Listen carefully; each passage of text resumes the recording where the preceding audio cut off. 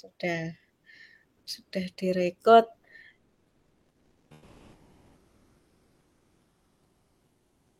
Bapak, saya minta Bapak menjelaskan filosofi pendidikan inti yang diadopsi di Salam menika.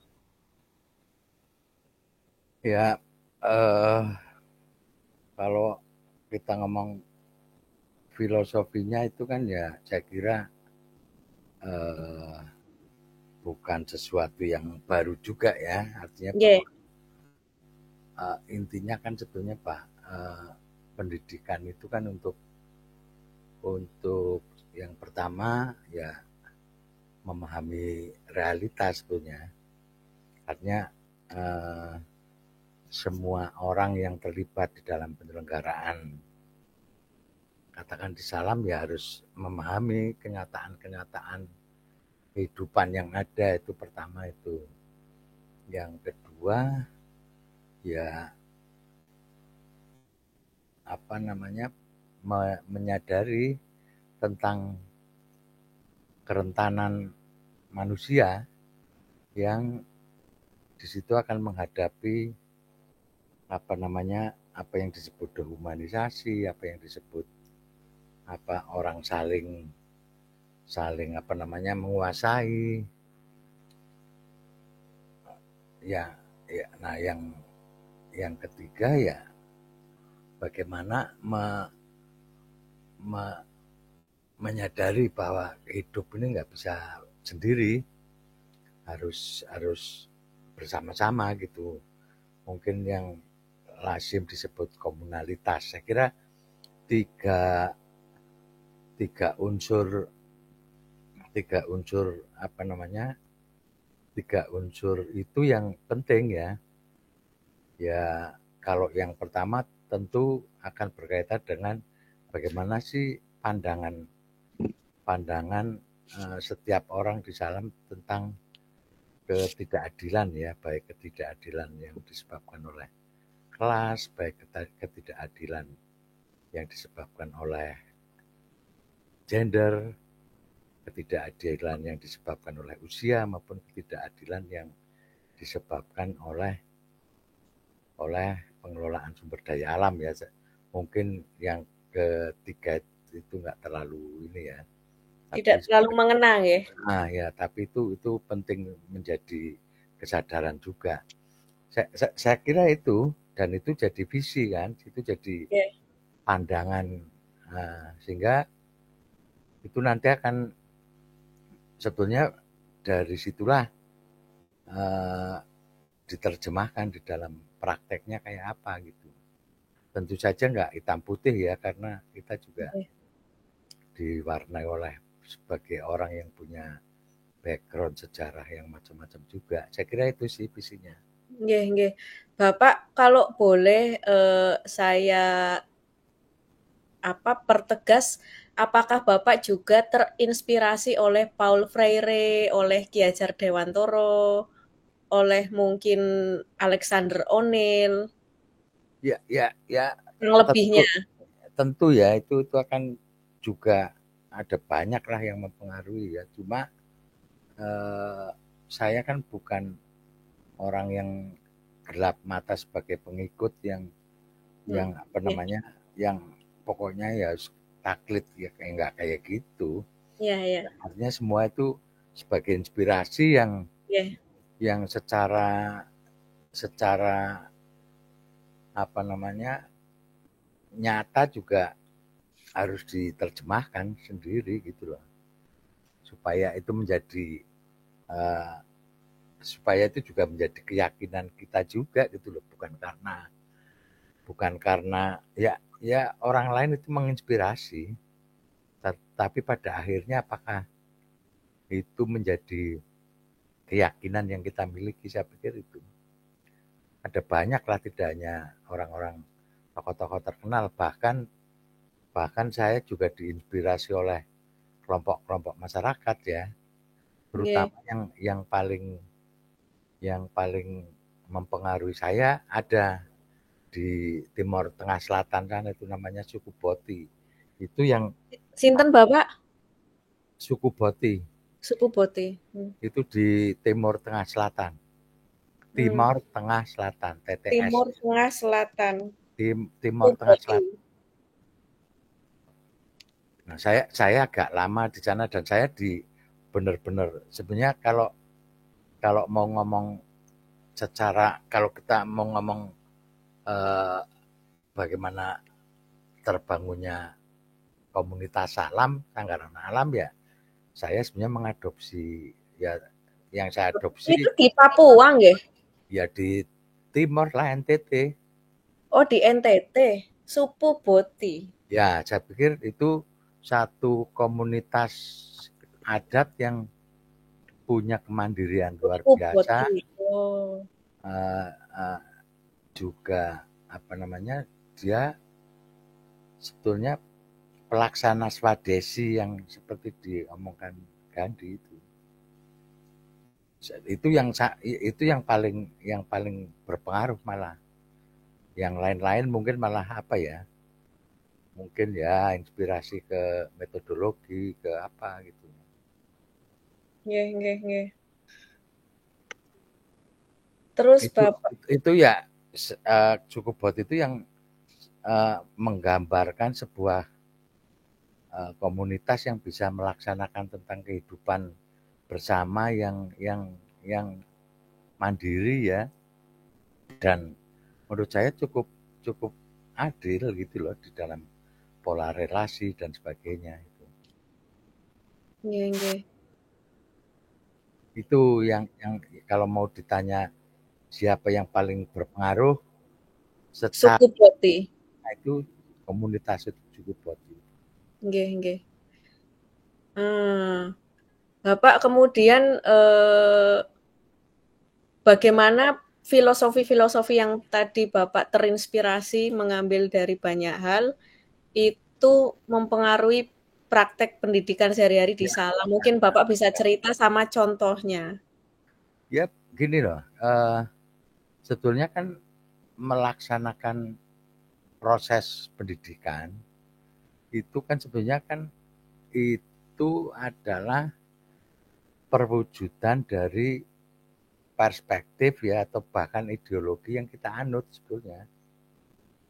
Mungkin karena saya pendiri ya punya pengaruh besar ya saya punya artinya nggak ada pendidikan yang netral itu nggak ada. Saya juga pengen kontribusi mewujudkan impian tadi itu. Nah, saya kira suku bot itu yang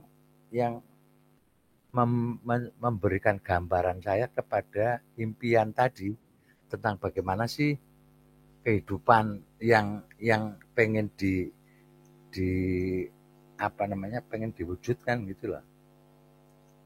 Nah, suku bot itu meletakkan di situ bagaimana pola komunikasi, relasi, juga kemandirian ya pada pangan, pada sandang, bahkan pada tata kesehatan dan sebagainya. Mereka punya punya pranata yang menurut saya itu bisa menjadi bahan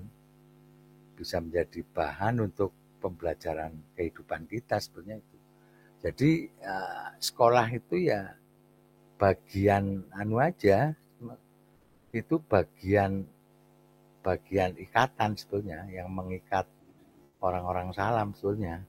Nggih. Tapi utamanya adalah justru saya membayangkan ya mungkin tidak sepenuhnya seperti boti ya, tetapi ada apa namanya ada praktek-praktek yang mirip gitu ya. Prinsipnya yang diadopsikan prinsipnya sebetulnya. Saya kira itu yang kalau mau ditanya yang melandasi ya itu. Nggih, nggih, nggih. Itu kalau dari sisi saya tentu saja Iya, iya. yang lain Bapak, juga punya. saya apa mungkin saya yang lupa nggih, waktu ya pokoknya kita kan sering ngobrol, Bapak kok baru cerita sama saya tentang suku Boti? Ya karena aku ditanya Lupa. backgroundnya gitu kan. Nggih.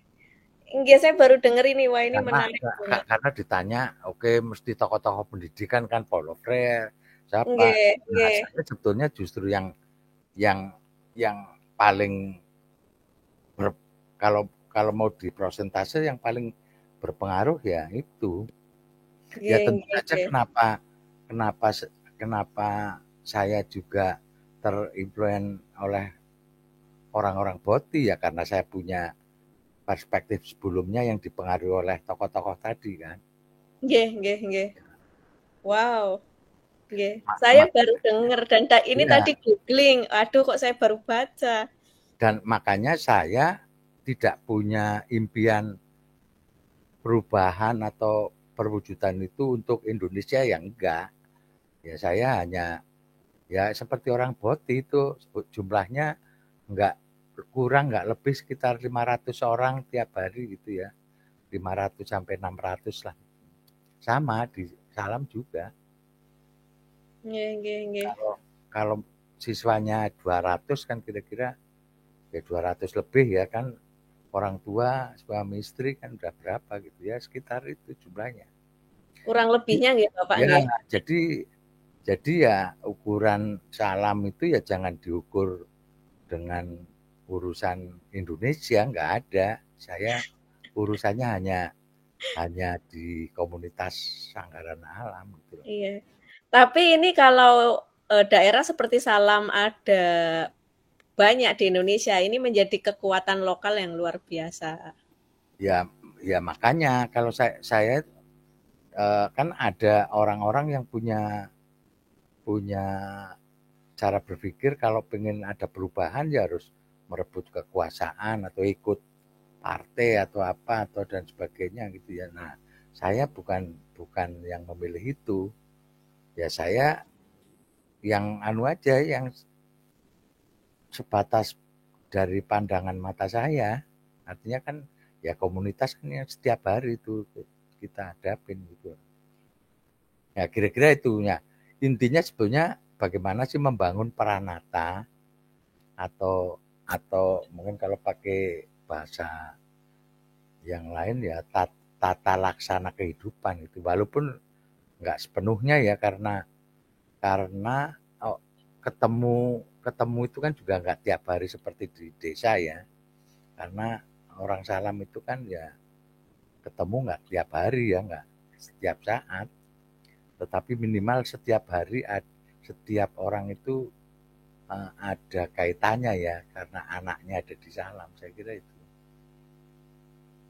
Terus sehingga sehingga ya itu kenapa kita memperhatikan pangan, kesehatan, juga mhm mhm. pola-pola kehidupan yang mandiri itu saya kira itu perwujudannya sebenarnya dari situ. Sehingga ukuran-ukurannya ya nggak pakai ukuran-ukuran apalagi kalau ngomong sekolah ya sangat beda banget gitu loh. Saya kira itu ya backgroundnya ya kalau saya Nggih nggih ditanya nggih siapa yang mempengaruhi dan ya, nggih, siap Bapak. Bapak ini saya langsung ke kurikulum dan programnya nggih. ya, Kalau, bisa dijelaskan proses pengembangan kurikulum dan program di Salam itu bagaimana Bapak? ya Siapa yang kembali lagi itu kan mewujudkan visi yang kita anut itu tadi yang saya sudah omongkan bahwa ketidakadilan itu penting menjadi menjadi apa namanya menjadi ukuran pertama gitu ya. Kenapa kenapa eh, yang pertama kenapa membuang mata pelajaran kan nggak ada mata pelajaran di Salam ya nggih karena tadi karena secara umum saya mempelajari bahwa siswa itu harus menyesuaikan dengan sekolah. Nah, saya mencoba untuk membalik itu. nggih, Sekolah harus sekolah menyesuaikan harus menyesuaikan kebutuhan diri. siswa. Oke, itu yang pertama. Ya, yang lain tadi ukuran ketidakadilan salah satunya kan juga dari usia ya. Nggih, Dari usia juga dari terutama usia ini kalau kaitannya juga gender ya, kelas ya. Nah, jelas bahwa itu juga pertimbangannya karena itu juga. Kalau begitu ya ini nggak adil. Kalau siswa harus menyesuaikan sekolah menurut saya nggak adil gitu loh. Maka dibalik kan gitu.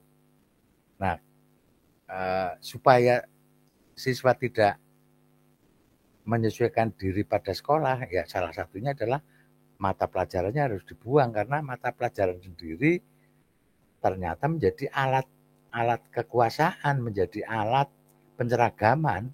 Selain penceragaman juga kekuasaan kan. Nah, di Bapak, situ saya masih belum memahami alat kekuasaan. Kalau penyeragaman saya sudah paham. lah kan yang otomatis kalau mata pelajaran kan ada guru mata pelajaran. Oh, nggih nggih, sehingga Ya, one way ya, communication iya. nggih. Ya terus oh ini guru matematika ya paling ngerti guru kan menjadi nggak ada sehingga itu korelasinya kenapa memilih bukan guru tetapi fasilitator karena hal yang lain ya hal yang lain ya terhadap penerjemahan isu visi tadi ketidakadilan ya terutama ya yang beberapa macam unsur ketidakadilan itu ya kan selama ini kan guru menjadi pusat pengetahuan gitu loh. Nah di situ mungkin pengaruhnya Ki Hajar ya, bahwa Nggih. tidak guru, cuma orang murid, tetapi itu tidak hanya jadi jargon, tetapi coba dilaksanakan. Ya kalau kalau semua orang murid, semua orang guru ya nggak ada guru dong, semua jadi guru kan gitu. Artinya semua orang yang ada di komunitas ini bisa menjadi apa namanya sumber pengetahuan. Jadi Hmm. sumber utamanya itu tidak hanya guru, bahkan saya kira guru juga bukan menjadi sumber utama pengetahuan, sama aja gitu loh. Artinya di sini yang berperan ya orang tua, ya yang lain, fasilitator, ya juga masyarakat juga yang terlibat gitu loh. Itu penerjemahannya itu dulu sebelum kita ngomong kurikulum gitu loh. Hmm. Oke ya, jadi alasannya kenapa mata pelajaran dibuang, kenapa salah memilih bukan guru, saya kira ada kaitannya tadi dengan visi yang kita anut kan gitu. Nggih nggih nggih. Nah, Bapak nggih, monggo. ya, ya sehingga tadi melanjutkan. Nah, itu kan tinggal dikembangkan itu oke kalau nggak ada mata pelajaran terus apa kan gitu. Nah, ini soal metodologi. Nah, disitulah mungkin pengaruhnya Freire itu saya pakai di situ. Nah, saya mengambil yang praksis itu kan, aksi refleksi itu. Nah, sehingga ya sudah anak-anak mulai dari bawah itu ya udah nggak ada mata pelajaran tetapi berangkat dari praksis itu melalui riset kan gitu loh. Artinya kan belajar dari peristiwa sebenarnya. Nah, Nggih. peristiwa itu ada dua. Yang satu adalah peristiwa yang direncanakan, yakni riset itu. Artinya anak satu semester itu mau ngapain, nah itu direncanakan betul. Nah yang kedua adalah peristiwa-peristiwa sehari-hari kan gitu. Nah kurikulum itu kan perencanaan belajar sebetulnya kan. Kalau mau digunakan kalimat umum itu kan kurikulum itu kan sebenarnya kan perencanaan belajar hal-hal yang mau dilakukan, mau dicapai, yang mau diketahui, yang tentu saja selalu berkaitan dengan tiga hal kan, Nggih. pengetahuan apa, kemampuan apa atau keterampilan apa, dan yang ketiga adalah sikap atau prinsip-prinsip apa yang mau dikembangkan di anak-anak itu. Saya kira secara sederhana eh, sebetulnya kurikulum ini juga turunan dari visi tadi yang dianut gitu loh. Nggih nggih nggih. Nah, sehingga ya nggak mungkin kalau orang lain yang nggak punya visi seperti di Salam kok mau bikin nggak ada mata pelajaran ya aneh gitu loh. Malah aneh gitu karena visinya bisa jadi nggak klop ya. Itu Nggih. itu juga mungkin kamu bisa cek itu umpamanya kayak apa project based learning dan sebagainya itu kenapa nggak bisa jalan karena memang nggak sesuai dengan visinya yang dianut. Leres, Bapak. Oke, apalagi? Bapak, eee, kalau tadi udah nggih, apa namanya, yang mengembangkan kurikulum kan berarti lebih ke orientasinya ke anak nggih. Jadi anak tuh Mau elemen yang apa? nggih, elemen yang paling penting. Ya, Nggih. Berarti kalau saya tanya elemen dan prinsip utama yang memandu pengembangan kurikulum dan program, itu adalah ya, eee, Anak. anak sendiri kan? Heeh. Jadi kan menjadi kurikulum ini kan menjadi custom kan. Nggih nggih. Nah, memang tadi ada it Jadi personalize nggih, ya. Bapak? Nah, riset itu memang sangat individual, Nggih sangat nggih. personal, nggak bisa. Cuma karena tadi kita juga punya visi tentang keyakinan hidup komunal itu ya, Nggih. maka ada aktivitas-aktivitas yang sifatnya komunal. Ada bikin masak bersama, bikin mungkin petualangan bersama, mungkin Nggih. membaca buku bersama dan sebagainya. Nah, itu yang untuk menerjemahkan apa namanya? Untuk menerjemahkan bagian yang berkaitan untuk memupuk kebersamaan itu.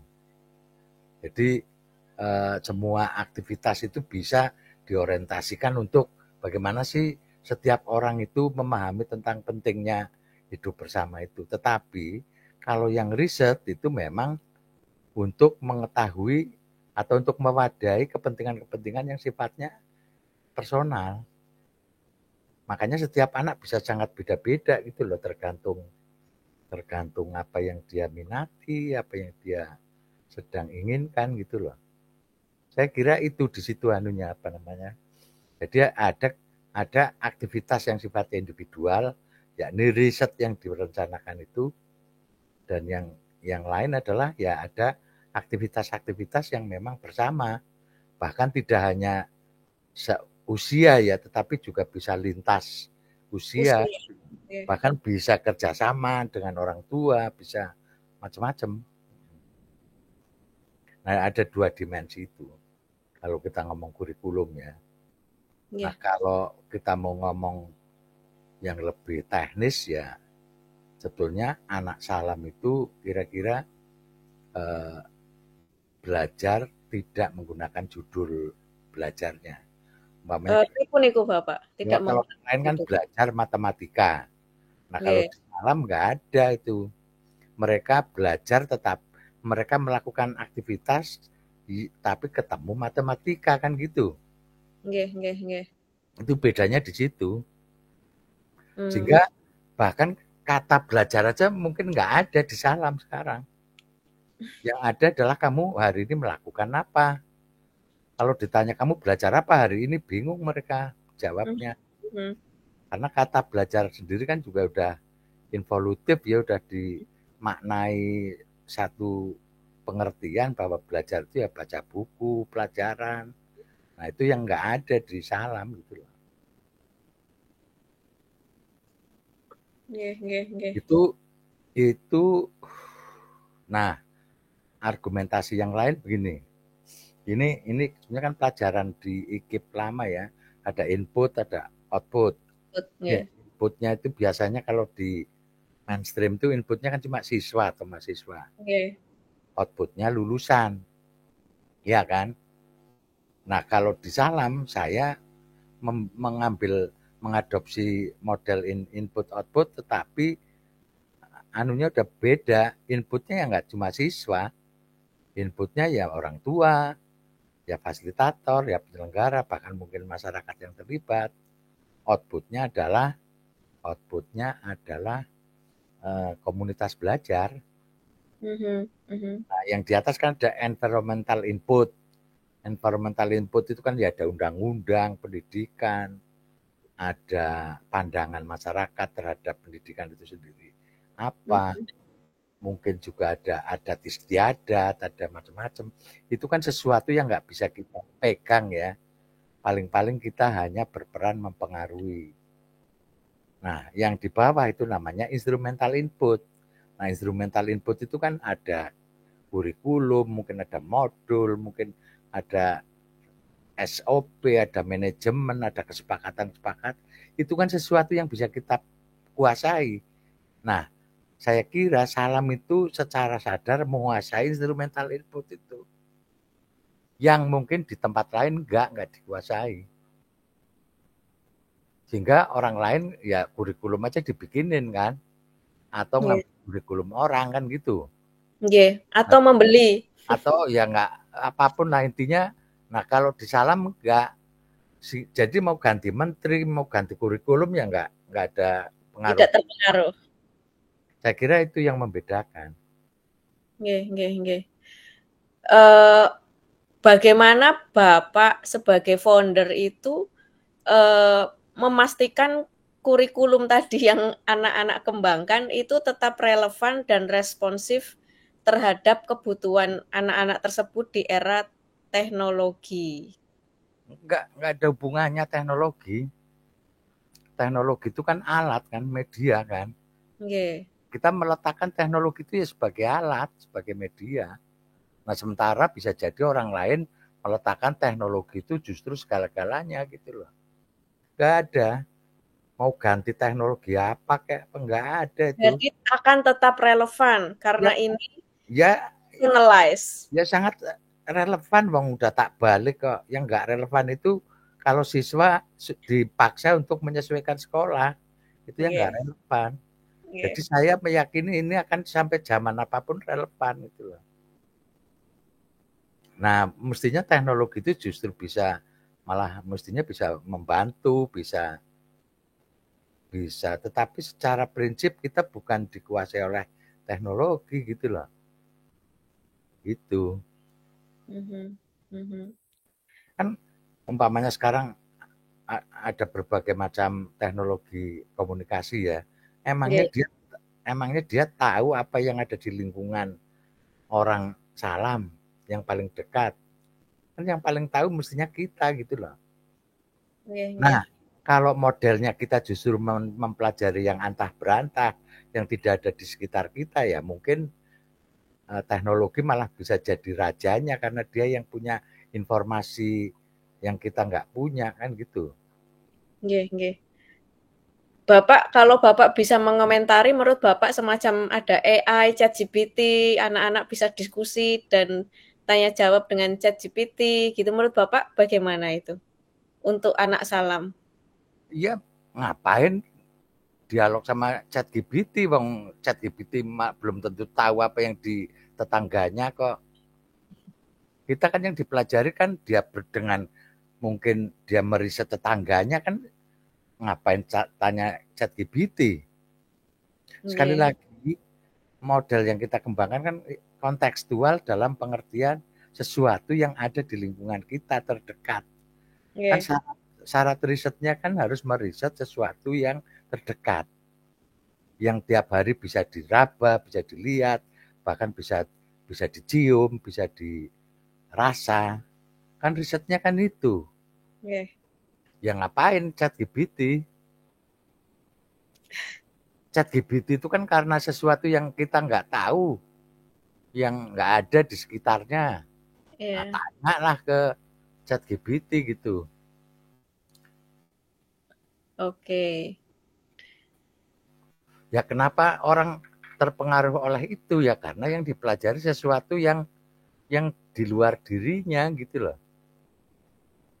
Itu juga prinsip, salah satu prinsip yang kita kembangkan. Nggih nggih. Kalau untuk, apa ya, strategi untuk memastikan implementasi program ini efektif wonten mboten Bapak? Ya strateginya kan kita kan, nah di sini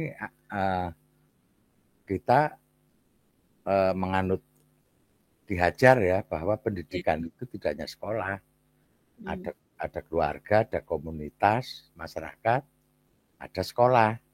nggih Nah implementasinya kan di tiga ranah itu. Tidak hanya di sekolah, ya di rumah, ya dengan komunitas juga gitu loh. Sehingga setiap orang juga saling mengontrol juga setiap setiap apa namanya kalau bahasanya diajar itu sentra kan. Tiga mhm sentra itu menjadi bagian penting untuk apa namanya pelaksanaan pembelajaran. mhm. Jadi pembelajaran ya tidak hanya di sekolah, bahkan menurut saya yang lebih banyak ya di rumah. Sekolah kan cuma berapa jam. Ya itu yang mungkin agak agak susah ya dilakukan orang lain ya di komunitas lain ya, yang karena tidak memenuhi prasyarat untuk melakukan model pembelajaran yang seperti dilakukan di Salam gitu loh. Betul, Iya, betul. ya ukuran-ukurannya tentu saja ya beda gitu loh. Nggih, nggih, nggih. Kalau untuk evaluasinya niku pripun ya Pak hasil yang evaluasi hasil pembelajaran niku? Ya evaluasinya kan dari orang tua, Oke. dari fasilitator tiap hari, ini bukan Oh seperti evaluasi hmm. evaluasi yang kita maksudkan kalau di mainstream itu kan ulangan atau ujian kan, itu dengan walaupun sudah diganti dengan istilah kan, tapi kan sebenarnya mereka cuma punya 2 instrumen itu kan. Nggih. Evaluasi di kita kan tiap hari lah. Evaluasinya kan apa yang dilakukan, apa perkembangannya, bahkan satu contoh umpamanya gini, bagaimana mengevaluasi relasi. Tadi kan di depan saya ngomong ada ketidakadilan yang disebabkan oleh usia ya. Ya, kita membangun namanya organisasi siswa Salam. Kan tidak hanya sekedar kayak OSIS, hanya kegiatan, tetapi di situ mengandung maksud bahwa supaya anak-anak tidak menjadi bagian yang apa namanya pelengkap penderita, dia juga ikut menentukan, ikut apa saja gitu yang ada di Salam.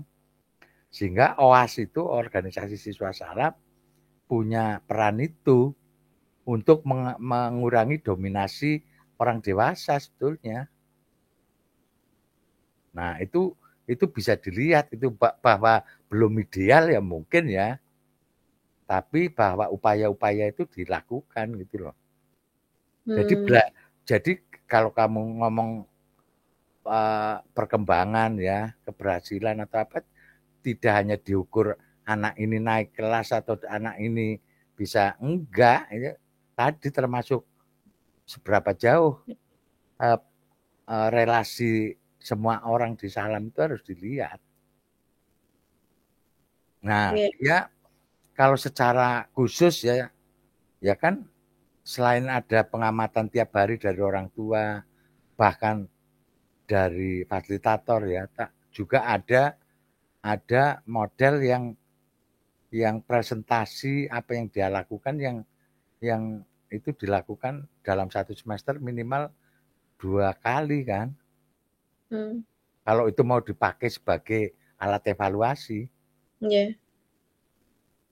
yang jelas kita udah nggak menganut model evaluasi tes atau ujian, udah nggak dipakai itu. Ini juga diterapkan dari yang level terendah sampai SMA ya Bapak? Iya, bahkan kalau yang tingkat SMP, SMA, anak-anak sendiri udah menilai dirinya sendiri dan Hmm. teman-temannya gitu loh. Hmm. Jadi Oke, berarti ada peer peer evaluation nggih? iya, evaluasinya. Nah, sekarang kalau sekolah lain kan evaluasi kan mengandalkan ujian sama ulangan. Makanya ya ujian kenapa nggak bisa dihapus ya karena mereka cuma punya itu satu-satunya. Hmm. Hmm. Ya memang ribet kan. Hmm. Bapak, saya minta satu contoh cerita tentang tadi, apa suksesnya, apa implementasi evaluasi yang apa namanya independen itu tadi. Ya sebetulnya kan evaluasinya tidak hanya, nah ini perbedaan mendasar ya. Nggih, Kalau evaluasinya model mata pelajaran itu kan terus ulangan. Kalau nggih. matematika ya nanti ada ulangan. Nah, di tempat saya kan nggak kayak gitu. Di Salam kan nggak modelnya seperti itu. Jadi ini agak-agak apa ya? Sebetulnya agak kalau mau dibandingkan dengan model evaluasi yang lazim, ya nggak bisa. Keberhasilannya apa? Ya nggak bisa dong saya ngomong keberhasilan di, ya oke lah itu ada indikasi ya, ada indikator umpamanya anak kelas 1 di semester pertama bisa berhitung sampai mana, bisa baca tulis sampai mana, tetapi itu pun nggak kita generalkan. setiap anak bisa beda-beda perkembangannya gitu loh.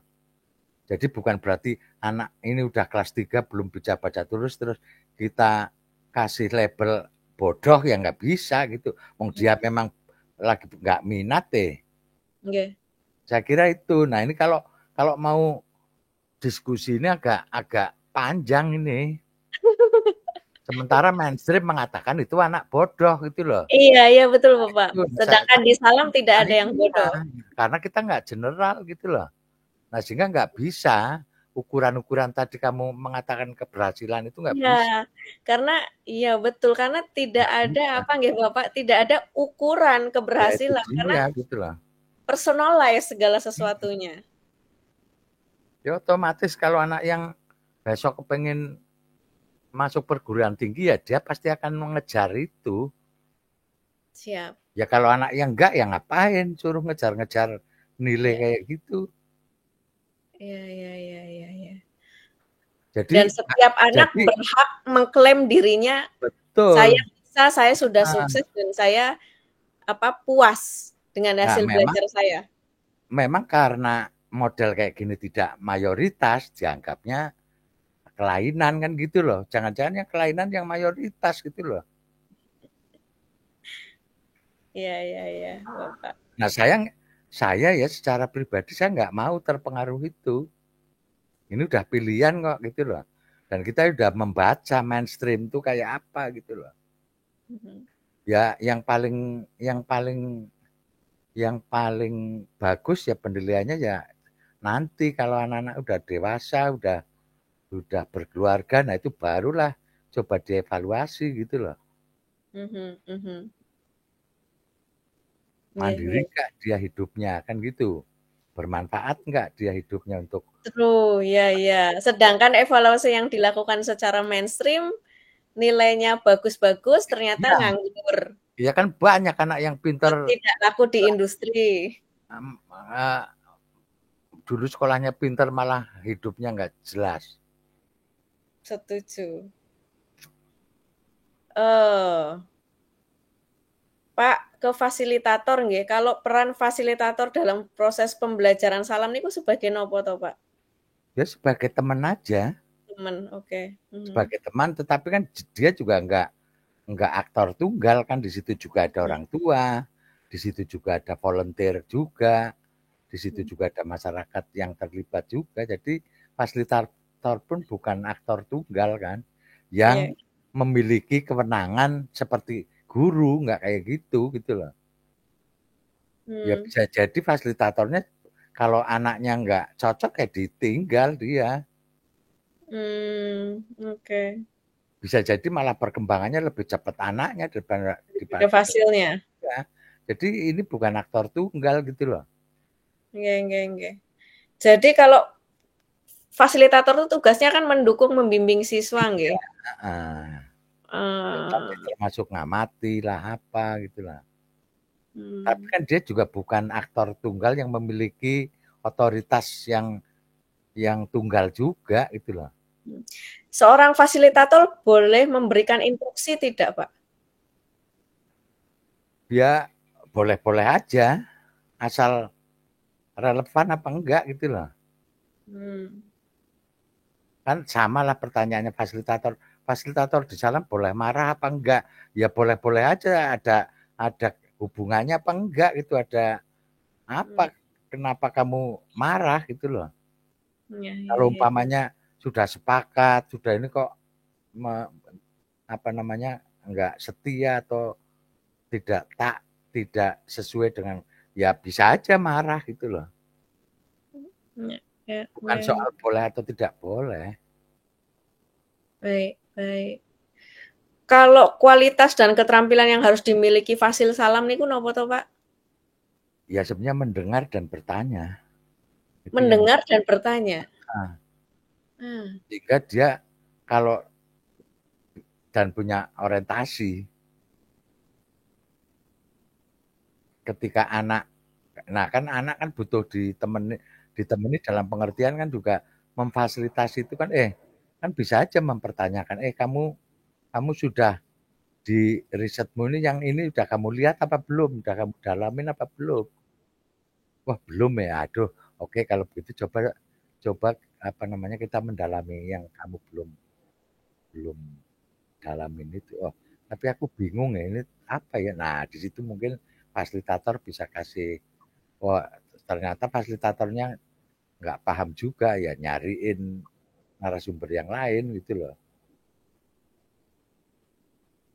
Oke, oke. Bet- Kalau Fasil di Salam tuh ada pelatihannya nggak sih Pak untuk mengembangkan apa keprofesionalan ya kalau guru Ya, mah?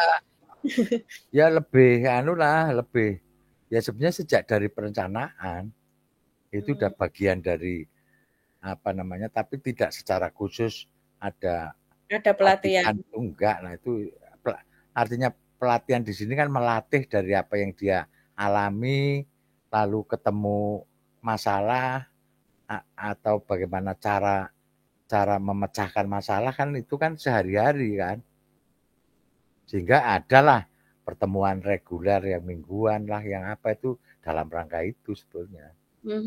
Dan Bapak selalu mendampingi mereka? Nah, enggak selalu saya, bisa Selalu. orang lain juga gitu loh. Oke. Nggih, nggih. Pak, kalau pastinya kan karena tadi Bapak bilang orang melihat kita tuh aneh. Itu tantangan yang dihadapi dalam mengimplementasikan filosofi salam ini apa nggih, Pak? Apa saja?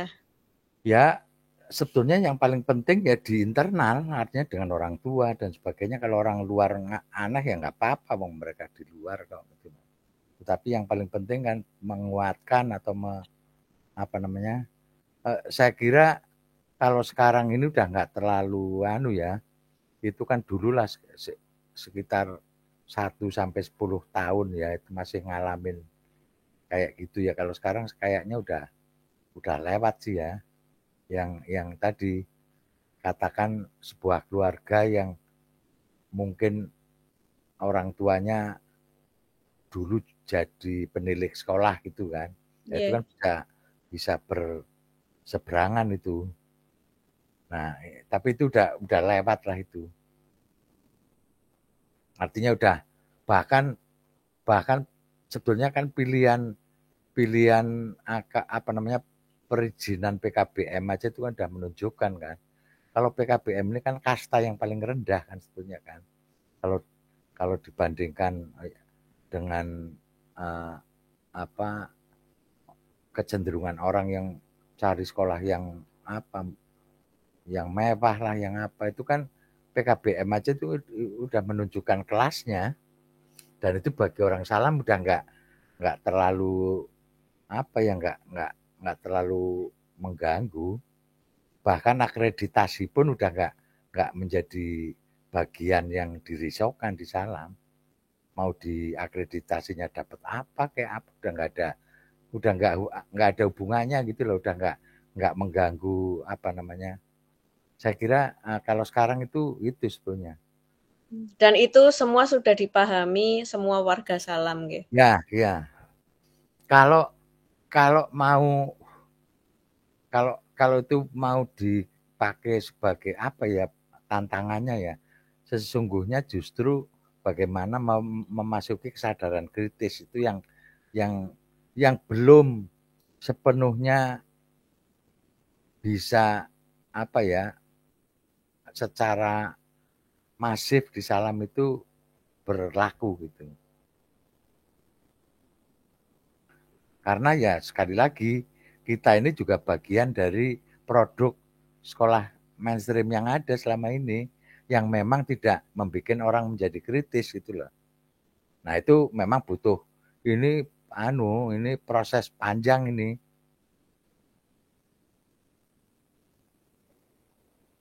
Hmm, Sehingga itu kan berlaku pada selera hidup. betul.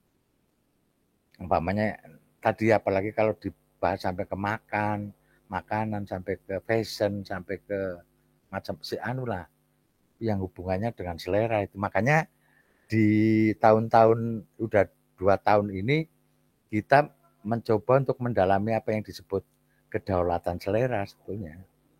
Hmm. Nah, kedaulatan selera itu kan pusatnya ada di panca indera, ada di mata, ada di telinga, ada di hidung, bahkan lidah ya. Nah itu apakah benar kita udah berdaulat itu ternyata belum. Nah itu mulai dari situ ya. Selera makanan aja apakah benar kita berdaulat gitu. Berdaulat. Nah itu kan menjadi bagian dari pembelajaran semua orang di dalam. Tidak hanya anak tapi juga semua orang dewasa juga. Nah itu 2 tahun ini udah mulai memasuki itu ya. Nggih, nggih. Bapak berarti untuk mengatasi tantangan-tantangan itu ya lebih ke dalam nggih Bapak nggih? Iya, heeh, Karena dalam. ya yang penting yang ada di dalam salam sendiri. Betul, heeh. Jadi eh, ya kayak akreditasi itu yang formal-formal malah udah lewat sebetulnya. Umpamanya Hmm, kayak akreditasi, kita diakreditasi apa ya nggak ada kegelisahan pengaruhnya. apa-apa ya. Mhm, mhm, mhm. Bapak kalau kita bicara peluang, Bapak melihat untuk pengembangan dan pertumbuhan salam ke depan tuh gimana? Ya peluangnya ada banyak orang yang nggak mikir kayak kita. Ya satu contoh aja kayak kemarin ketika pemerintah ini Merdeka Belajar, Nggih. kan malah mereka menganggap kita sebagai sebagai sebagai anunya apa namanya sebagai contoh di situ. Kan udah nggak mungkin prinsip kayak gini nih mundur lagi kan nggak mungkin gitu loh. Ini udah mentok kok gitu loh. Nah peluangnya ya karena orang lain kayak tadi itu umpamanya satu contoh evaluasi aja kan dari zaman dulu sampai sekarang kan berubah kan. Nggak berubah kan cuma mengandalkan model ujian ya, tes ya. Ya kita kan enggak banyak gitu loh. Nah, mungkin kalau kita menganggap peluang ya, sebenarnya peluang itu yang utama ya tadi eh, orang belum mikir kita udah melakukan gitu loh. Sehingga sehingga peluangnya justru untuk generasi sebetulnya. Bapak maaf, tadi saya belum nyambung, orang belum mikir kita sudah lakukan. Ya, lah ya kan orang belajar masih pakai mata pelajaran kita udah enggak. Akso. Hmm. Orang sekolah-sekolah di dunia yang jadi kiblatnya Finlandia. Finlandia malah baru 2 tahun yang lalu itu menghapus mata pelajaran. Salam sudah 25 tahun yang lalu gitu loh. Cuma bedanya Finlandia negara gitu loh. Mamanya satu contoh gitu loh. Itu Finlandia secara keseluruhan atau Iya, secara oh ya? keseluruhan coba kamu kamu cek aja tuh. Oh, saya baru dengar Bapak. Makanya, nah itu saya yakin negara pasti akan terlambat mikirnya. Saya udah mikir, udah melakukan, negara pasti baru mau mikir. Nggih, nggih. Ya, itu kalau mau dianggap peluang. Kalau saya sih sebenarnya apa ya peluang juga mau apa yang mau dimanfaatkan dari peluang itu nggak jelas juga gitu loh. Iya, iya. Mungkin nggak tepat juga gitu ya apa namanya kalau ditanya itu sebagai peluang. Tapi Hmm. ya ya kalau pakai bahasa yang lain ya kita trendsetter sebetulnya.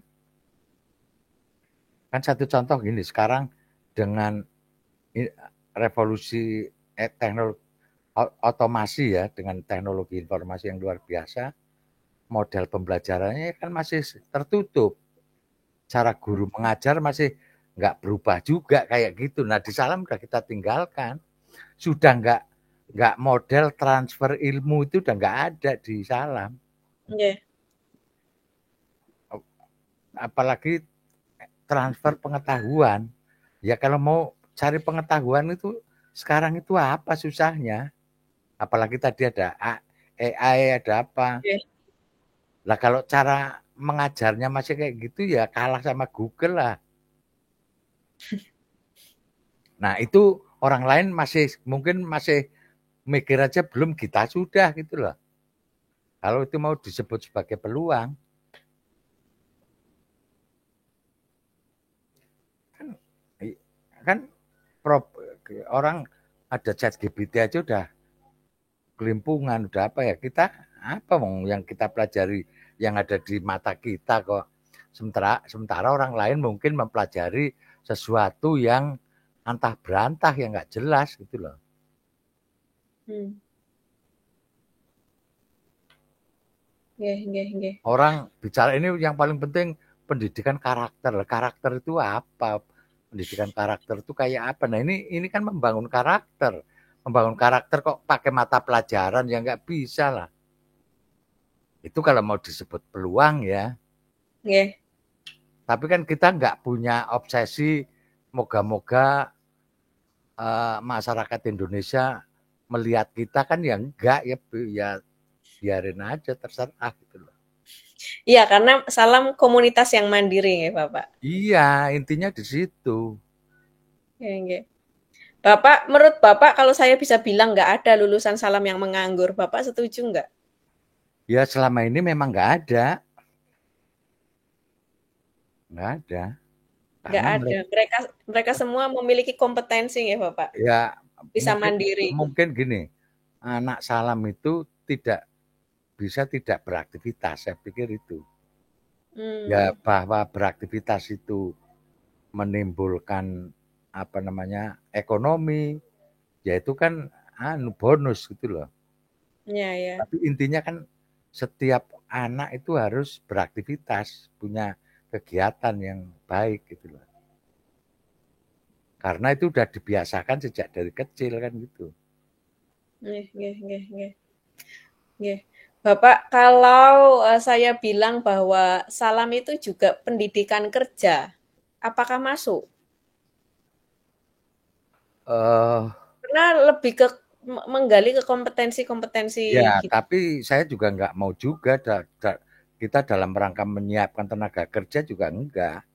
Hmm. Intinya kan ada di tiga itu, di pengetahuan, di Ya, kemampuan dan sikap kan. ya, ya, ya. Berarti oke, yang Bapak pahami tentang tenaga kerja itu berarti orang yang bekerja dengan orang, nggih? Iya, ya kan bisa jadi mereka bekerja dengan komunitas. Mhm. Mmm, Nah, saya nggak mau juga bahwa Salam dalam rangka vokasi itu ya nggak juga gitu loh. Itu bukan tugasnya pendidikan, apalagi pendidikan dasar ya menengah ya. meskipun di tataran level yang SMA? Ya apapun bahwa itu punya punya impact mereka siap untuk hidup, ya Ya. itu soal lain itu loh. Mmm, Intinya kan pembelajaran itu kan bagaimana mereka memahami sesuatu yang nggak mereka pahami atau mhm, mhm. sesuatu yang nggak belum mereka pahami dan apa namanya juga belum tentu dia tahu tentang kemampuannya dia kan itu sebetulnya. Ya kalau belajar mempelajari sesuatu yang sudah jelas ya ngapain gitu loh. Suruh apalin lagi. Justru kan anak-anak itu kan belajar sesuatu yang dia pengen tahu, dia pengen perdalam, dia pengen bisa gitu loh.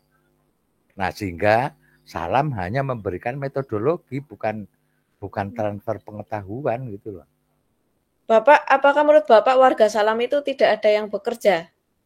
Karena Bapak nampak tidak setuju dengan pendidikan kerja, padahal tadi menurut saya kerja itu tidak harus yang ikut orang atau jadi Iya, pegawai. iya kan beda lah. Kan beda dong saya membuat sekolah dalam rangka untuk mencetak tenaga kerja dengan orang memahami tentang apa yang harus dia kerjakan kan beda. Hmm, Ya kalau terus tak strukturkan menjadi menyiapkan tenaga kerja ya apa bedanya dengan tempat lain? oke. Sementara tempat lain aja nggak bisa jawab tuh. Sekarang coba kayak sekolah vokasi yang mesin pamannya. Nggih. Di sini masih bubut yang motor udah pakai apa udah ketinggalan itu. Nah, makanya saya tidak penganut itu gitu loh. Hmm, Tetapi bahwa anak memiliki metode yang bisa jadi akan berpengaruh pada sebuah kerja kan beda. Oke, nggih. Nggih, nggih. Umpamanya satu contoh, lagi musim e-commerce anak-anak SMA mau lah Nggih. ngapa terus kamu ngapain gitu loh. Kalau kamu melakukan jualan yang bukan dari produksimu itu namanya kamu adalah eh, makelar yang menggunakan alat yang disebut e-commerce itu. Jadi bukan pada e-commerce-nya, tetapi lebih pada kamu memproduksi apa gitu loh. Nah, bahwa kelak dia harus belajar, oke, Cak, gimana sih cara cara jualan menggunakan itu kan nggak usah. Itu mereka nanti akan tahu sendiri, itu akan bisa berproses sendiri. Ngapain disiapin di sekolah? Di sekolah Aku ya Bapak bukan berarti anti bahwa anak-anak nanti menggunakan e-commerce untuk mencari uang. Bapak enggak, bukan berarti anti itu, bukan. enggak, tetapi Tapi bahwasanya hal itu masuk dalam yang anti pelajari di sekolah iya, itu tidak. tapi prinsipnya dia harus berproduksi. So, Ya kan kalau enggak ya sama aja dengan makelar lah. yeah. Tapi sekali lagi ya, Salam tidak menyiapkan untuk tenaga kerja. Hmm. Itu. Nah, orang lain kan sejak awal tuh bikin sekolah di sini siap bekerja. Nah, saya nggak mau kayak gitu. Itu namanya mencetak gitu loh. Kalau Salam kalau tidak mencetak mengapa, Pak? Ya Mendidik? memproses saja mereka. Akso iya karena mencetak akan kembar produknya ya. Ya iyalah. Iya, Nanti iya, kalau iya. kalau cetakannya berubah, dia ketemu cetakan yang lain ya bingung Jadi dia. produk yang lain lagi. Iya. Ya itu salah satu problem pendidikan di Indonesia di situ. Nah, saya kan tidak mampu mempengaruhi arus besar ya sudahlah, bangun yang kecil aja udah. Itu kenapa Bapak bilang ini selalu relevan kok kurikulumnya. Iya, nggak bakal nggak relevan wong kita cuma bikin istilahnya kita kan cuma bikin anunya aja, rute. Kan rute aja bukan isinya gitu loh. Isinya Iya. macam-macam anaknya. Sementara di sekolah lain kan isinya itu yang penting itu. Lagi musim apa ikut, nah nanti udah nggak musim bingung lah dia. Jadi ibaratnya gini ya, saya punya adik ya, dulu kerja di Nike, Nggih. 30 tahun tuh, terus bangkrut Nike, bingung dia, karena dia kerjaannya tiap hari cuma itu.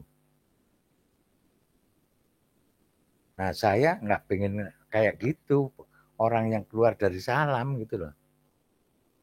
Nah toh dari kalau kita ngelihat dari orang-orang yang Salam yang tempat lain ya ke sekolah lain, ya nggak ada masalah, wong mereka itu udah punya cara belajar yang mereka kuasai gitu loh.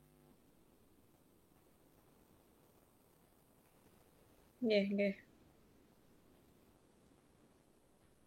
Paham. Kalau Pak ini terakhir nggih, ada nggak yang Bapak ingin bagikan tentang praktek pendidikan di Salam dan filosofi pendidikan di Salam? Ya sebetulnya saya nggak terlalu banyak apa ya, saya tidak terlalu banyak harapan untuk orang di luar Salam sebetulnya ya, karena eh, untuk melaksanakan proses belajar dalam komunitas seperti Salam ini kan butuh prasyarat sebetulnya ya. Prasyaratnya tadi dari depan saya sudah bahwa apa namanya tidak ada orang yang menjadi pusat pengetahuan, tidak ada orang yang semuanya harus punya peran di situ, bahkan sampai ke anak-anak juga. Itu ya saya nggak dengan melihat fenomena di luar Salam, saya nggak terlalu berharap sebetulnya karena banyak orang senangnya yang praktis kan. Sementara apa yang dilakukan di Salam itu nggak praktis dan nggak efisien. Memang pendidikan itu nggak praktis dan nggak efisien memang. Kalau pengen efisien kan bikin peraturan, anak harus begini, begini, itu efisien, praktis. Nah kita kan enggak, ya harus proses, harus belajar adalah proses saja itu udah nggak efektif punya. Jadi nggak efektif dan nggak efisien. Sementara di tempat lain prinsipnya adalah efektif dan efisien. Lah emang pabrik apa? Kita kan bukan pabrik. Jadi nggak ada yang coba kalau orang ke Salam itu kan yang paling-paling tertarik bagaimana sih pembelajaran anak-anak itu. Nggak ada yang pengen tahu apa di balik itu semua kan jarang. Terus apa? Saya udah nggak punya harapan. Ini udah terlalu jumut gitu ya udah. Orang itu udah nggak mau keluar dari kotak. Nggak tahu. Saya pikir juga bukan kotak nyaman juga ya mereka ya. Tapi kan kayaknya nyaman-nyaman aja situasi yang ada gitu loh. Itu Ya. sih. Iya, Jadi iya, ya kalau saya tetap ya adalah sekarang orang ada teman-teman yang mulai menyarankan ini kayaknya udah saatnya Salam apa tidak hanya di kandang itu udah nah, ya terserah aja tapi jangan kita lah. Kalau orang lain mau menyuarakan ya silahkan gitu loh. Ada ada gagasan-gagasan itu gitu. Ada teman yang gimana nih kalau Pak Anies Baswedan kita datangkan ke Salam supaya dia tahu Salam dan supaya dia bisa ngomong salah ya silahkan aja tapi nggak mau saya yang iya. apa namanya yang melakukan itu gitu loh. Hmm. Iya saya udah ngitung ini ya udah ngitung dunia di sekitar kita itu agak sulit menurut saya untuk ngikuti cara kerja ini kan cara kerja gimana sih ini cari penyakit kan sebetulnya kan. Kalau di Salam kalau mau cari duit mestinya udahlah mendirikan PAUD aja, PAUD gedungnya dibikin yang bagus, apa udah orang mau bayar mahal tuh. Iya, Kalau mau pengen anu kan itu aja malah. iya, Ngapain susah-susah gitu loh. betul. Trisentra segala itu susah itu loh. Nggak gampang gitu loh.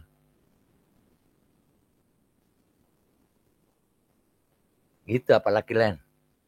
Nggih, sampun Bapak. Banyak terbengong-bengong saya. Bapak ngapunten, Ya, suatu saat nanti ketika Bapak dan Ibu tidak ada, apakah Bapak yakin bahwa Salam tetap pada akarnya?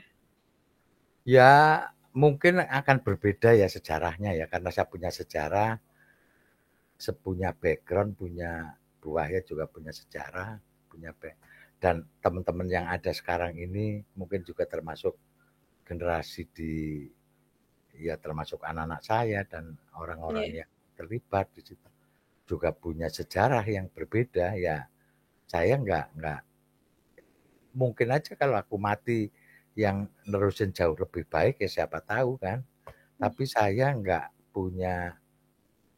punya pikiran bahwa harus seperti saya ya nggak kan nggak bisa dikloning orang punya ini sendiri-sendiri gitu dan bisa jadi mereka punya bahasa yang lebih tepat punya apa namanya tindakan yang lebih tentu saja ada sebetulnya kan eh, yang paling bisa saya tinggalkan kan bahwa apa yang kita lakukan kan ternyata adaptif terhadap perkembangan ya terhadap kayak tadi pertanyaan apakah ini tetap relevan saya yakin ini tetap 30 tahun yang akan datang aja masih relevan ya yang bisa saya tinggalkan cuma itu tetapi kayak apa namanya kayak manusia mesti kayak apa itu kan nggak bisa tuh. Paling yang ditinggalkan kan prinsip-prinsipnya aja. Tapi bisa jadi akan lebih bagus ya, akan lebih karena mungkin juga saya bisa jadi secara relasi, secara pergaulan bisa jadi udah nggak relevan malah. Gitu. Tetapi di antara mereka bisa jadi malah akan jauh lebih. Makanya salah satu yang saya lakukan dengan Bu Wahya ya mulai mengurangi ikut campur terhadap hal yang sehari-hari. Ya sekarang ini ya saya terlibat itu ya hal-hal tertentu aja kalau mereka membutuhkan gitu. Kalau enggak ya artinya sebagai sebuah pranata yang mesti hidup tiap hari itu sudah jalan lah ya.